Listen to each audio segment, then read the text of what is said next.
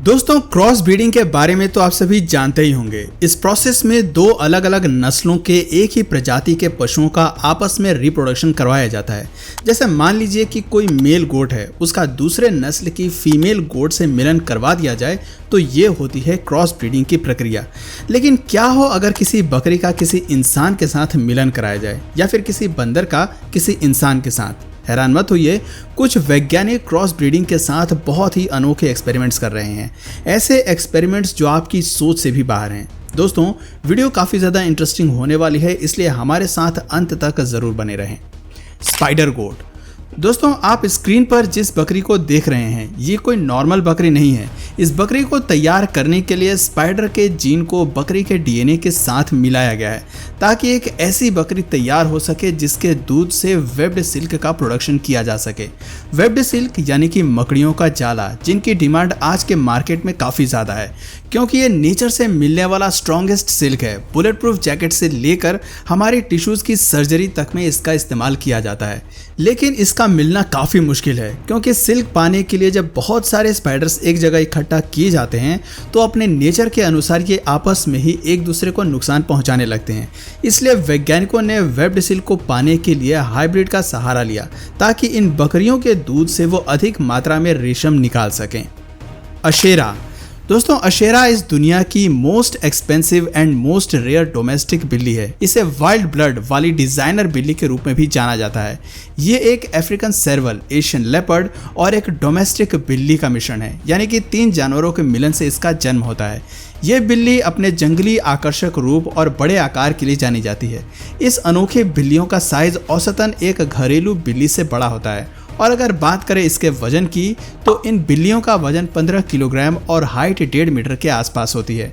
आपको जानकर हैरानी होगी कि इन बिल्लियों के अनोखेपन को देखते हुए लोग इसे खरीदने के लिए $20,000 तक खर्च करने के लिए तैयार रहते हैं।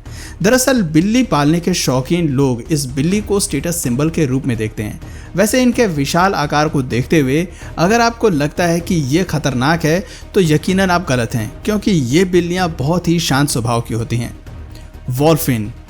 दोस्तों, इस समय आप जिस समुद्री मछली को देख रहे हैं वो दुनिया की सबसे रेयर हाइब्रिड है जिसे वॉल्फिन नाम से जाना जाता है।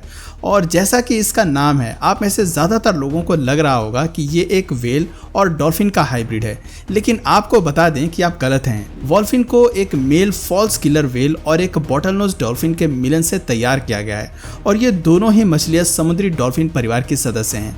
वॉल्फिन को सबसे पहले साल 1981 में हाइब्रिड से तैयार किया गया था, लेकिन दुख की बात यह है कि ये केवल 200 दिनों तक ही जिंदा रह सकी थी, जिसके बाद साल 1985 में एक बार फिर से हवाई के सी लाइफ पार्क में एक मेल फॉल्स किलर व्हेल और एक बॉटलनोज डॉल्फिन के ब्रीडिंग से एक वॉल्फिन का जन्म हुआ जिसका नाम किका मालू रखा गया।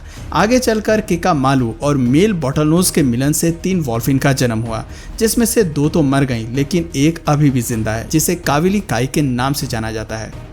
Human ship. भारत के एक छोटे से कस्बे में पैदा हुई इस अजीबोगरीब ह्यूमन हाइब्रिड बकरी की खबर फैलते ही लोग इस चमत्कार को देखने के लिए दौड़ पड़े। आखिर एक बकरी इंसान की शक्ल में कैसे पैदा हो सकती है, ये लोगों के लिए एक बड़ा सवाल था। इसी तरह भारत के एक अन्य गांव में भी एक अजीब शक्ल वाले मेमने ने जन्म लिया था। इसे भी देखने के लिए लोगों की भीड़ लग गई थी।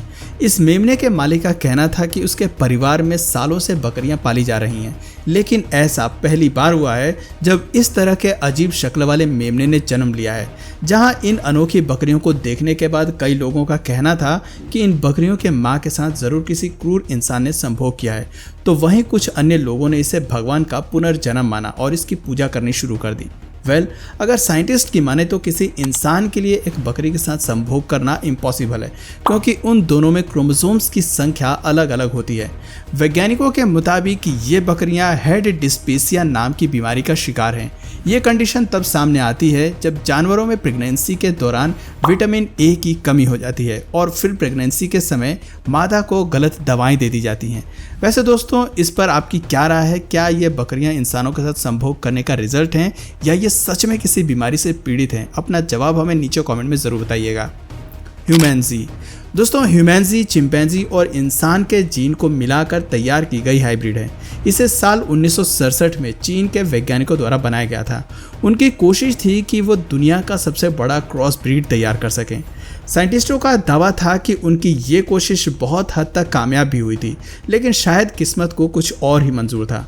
दरअसल इन साइंटिस्टों ने मेल इंसान का स्पर्म फीमेल चिंपैंजी के शरीर में डाल दिया था। उनका मानना था कि इससे जो बच्चा पैदा होगा वो नॉर्मल चिंपैंजी के मुकाबले काफ़ी ज़्यादा तेज होगा, इसलिए उस मिक्स ब्रीड का इस्तेमाल वो अपने रोज़ाना के कामों में करेंगे, साथ ही वो उसे स्पेस रिसर्च के लिए भी भेजेंगे। लेकिन साइंटिस्टों का ये सपना सच होता उससे पहले ही चीन के एक समुदाय ने उन चीनी साइंटिस्टों का पूरा लैब ही जला दिया, जिसमें वो मादा चिंपैंजी भी जलकर मर गई। हालांकि कुछ समय बाद साइंटिस्टों ने एक बार फिर से इस मिक्स ब्रीड को बनाने की कोशिश की, लेकिन उनका ये प्रोजेक्ट राजनीतिक दबाव की वजह से बंद हो गया। अफ्रीकनाइज्ड बीज। दोस्तों साल 1950 के दशक में ब्राज़ील में अफ्रीकनाइज्ड बीज को तैयार किया गया था। वैसे इन्हें किलर बीज के नाम से भी जाना जाता है, क्योंकि जब ये किसी को काटती हैं तो जो दर्द होता है उस दर्द को सहने के बजाय व्यक्ति मरना ज़्यादा पसंद करता है। मुझे पता है अब आप सोच रहे होंगे कि आखिर साइंटिस्टों को इतनी खतरनाक मधुमक्खियाँ बनाने की क्या ज़रूरत पड़ी।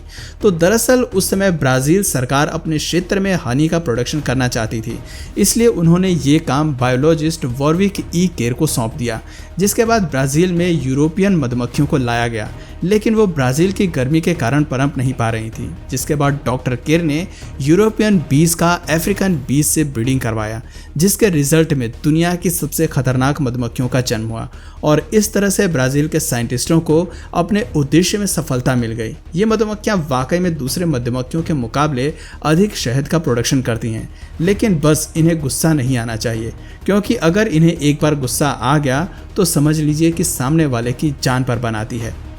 Goats with human milk. दोस्तों कैलिफोर्निया यूनिवर्सिटी के साइंटिस्ट डेविस ने ऐसी बकरियों को तैयार किया है जिनके अंदर मानव डीएनए मौजूद हैं।